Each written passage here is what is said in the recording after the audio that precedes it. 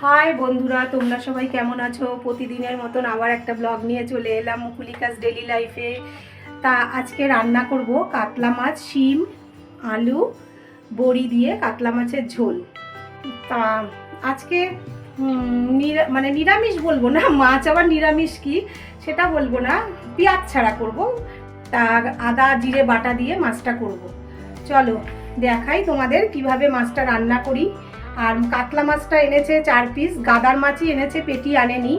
তা শিম আলু দিয়েই ভাবলাম করব। প্রথমে ভেবেছিলাম ফুলকপি দিয়ে করব, কিন্তু ফুলকপি দিয়ে ইচ্ছে করলো না, ওই জন্য শিম আলু বড়ি দিয়ে করব, পাতলা ঝোল ধনেপাতা দিয়ে, খুব ভালো লাগে খেতে।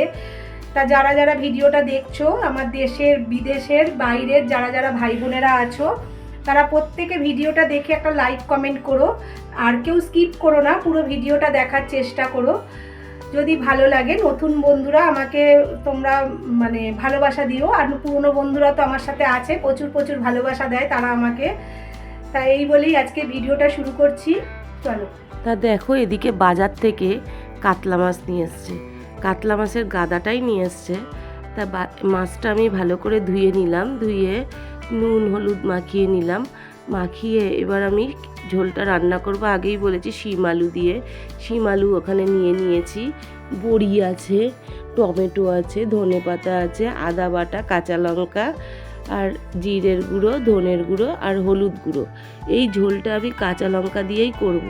যেহেতু আমার সর্দি জ্বর মতন বেশি স্পাইসি খাবার খাবো না, একটু পাতলা হালকা পাতলা ঝোল ভালো লাগে সর্দির মুখে।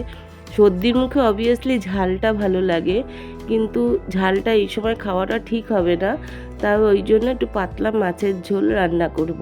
তা চলো, এদিকে মাছটায় আমি নুন হলুদ মাখিয়ে নিলাম। তা নুন হলুদ ভালো করে মাখিয়ে নিয়ে একটু ভেজে নেব কড়া কড়া করে। কড়াই বসিয়ে দিয়েছি তেল গরম করতে, তেলও গরম হয়ে গেছে।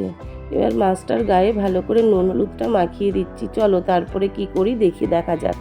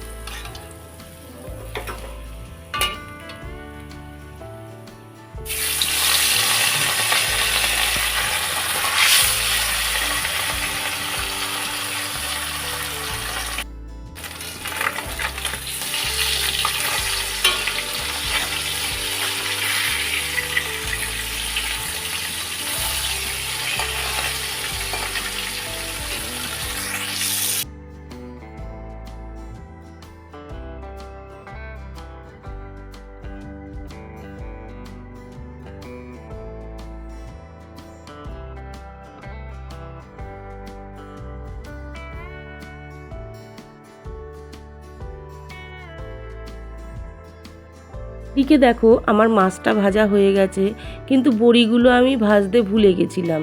তা আমার মাছ ভাজার আগেই বড়িটা ভাজা উচিত ছিল। যাই হোক, ভুলে গেছি যেহেতু, ওই জন্য মাছটা তুলে নিয়ে ওই তেলেই আমি বড়িগুলো ভেজে নিচ্ছি। তা বড়িগুলো একটু লাল লাল করে ভেজে নেব। ভেজে নিয়ে তারপরে দেখো, এদিকে বড়িগুলো আমার কিন্তু প্রায় ভাজা হয়ে এসছে। যেহেতু অল্প তেলে রান্নাটা করব, ওই জন্য আর তেল বেশি দিচ্ছি না। তা আমার বড়িটা এবার লাল লাল হয়ে গেছে, আমি এবার তুলে নেব। তুলে একটা একটা করে তুলে নিয়ে তারপরে আমি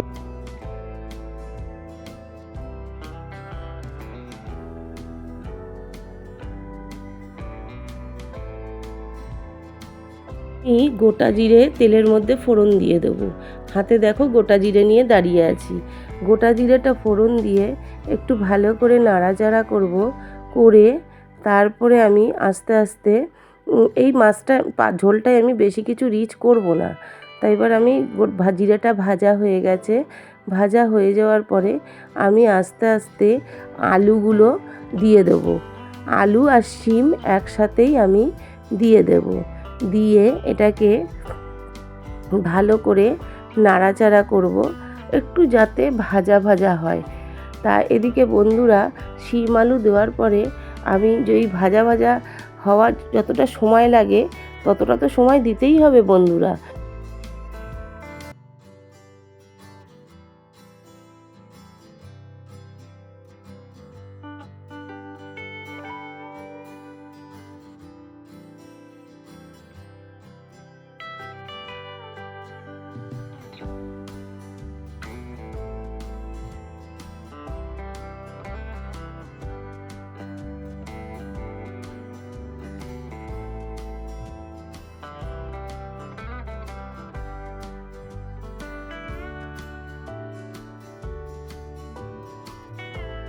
আর ভাজা ভাজা হয়ে এসছে, এবার আমি টমেটোগুলো দিয়ে দেবো।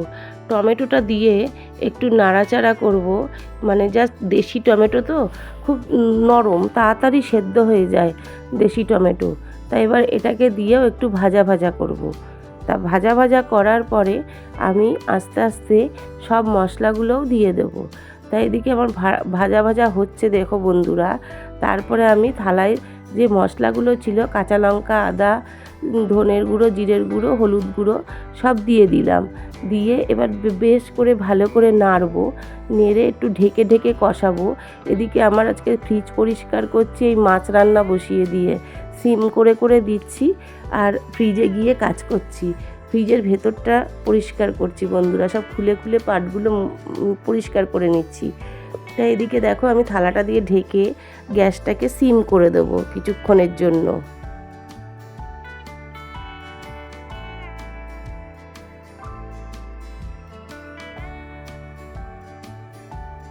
তাই এদিকে আমার থালাটা তুলে নিলাম, সিম করা ছিল, থালাটা তুলে নিয়ে জলটা শুকিয়ে গেছে। আর একটু ভালো করে নাড়াচাড়া করব, করে এবার দেখো কি সুন্দর কালারটা এসছে বন্ধুরা। খেতেও কিন্তু খুব টেস্ট হয়েছিল বন্ধুরা। পাতলা মাছের ঝোল কিন্তু স্বাদই অন্যরকম। তাই আমি এদিকে জল দিয়ে দেবো, এবার জল দিয়ে মাছ ধনেপাতা দিয়ে আবার একটু ঢেকে রাখবো। তা দেখো আমার যেহেতু কষা কষা গেছে, আলুটাও কিন্তু সেদ্ধ হয়ে গেছে বন্ধুরা। তা যাই হোক চলো, এবার আমি গরম জল দিয়ে মাছ আর ধনেপাতাগুলো দিয়ে আবার কিছুক্ষণের জন্য ঢেকে দেবো। ঢেকে দেওয়ার পরে আমার রান্নাটা মোটামুটি হয়েই গেছে। তা জলটা দেওয়ার পরে মাছের ভেতর যে নুনটা ঢুকবে সেটার জন্যই একটু ওয়েট করতে হবে। দেখো এরকম পাতলা ঝোল কিন্তু খেতে সত্যি খুব ভালো লাগে।